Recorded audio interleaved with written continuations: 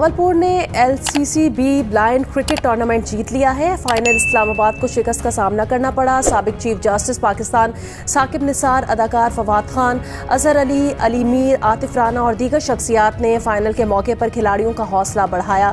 لاہور سے رپورٹ کریں گی دعا مرزا۔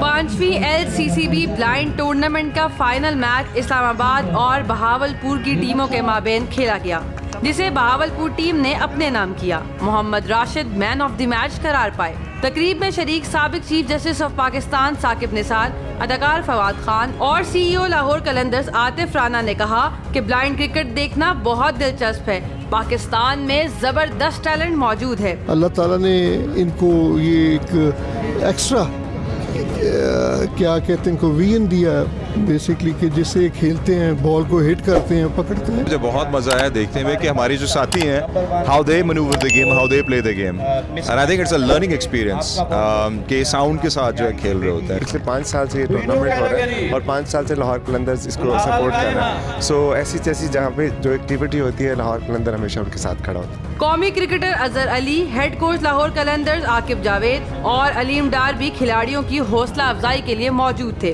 علیم ڈار کا کہنا تھا کہ نابینا کھلاڑیوں میں سے کچھ قومی سطح پر بھی کھیل رہے ہیں۔ ایسے یہ بچے کھیل رہے تھے جیسا کہ نارمل بچہ کھیل رہا ہے، تو میرا خیال ہم سب کا فرض ہے کہ بلائنڈ کرکٹ ہو، ویل چیئر کرکٹ ہو یا ڈیف کرکٹ ہو، ان کو ہم سپورٹ کرنا چاہیے۔ جتنی اچیومنٹس بلائنڈ کرکٹ نے پاکستان کے لیے حاصل کی ہیں، ہم تو ایک ہی ورلڈ کپ جیتے ہیں، اسی کو آج تک یاد کرتے رہتے ہیں، لیکن وہ 2 ورلڈ کپ جیت چکے ہیں۔ میچ دیکھنے والوں میں یتیم خانہ جنت الفردوس کے بچے بھی شامل تھے، وہ بھی بڑے پرجوش دکھائی دیے۔ کیمرہ مین صفدر علی کے ساتھ دعا مرزا، جیو نیوز، لاہور۔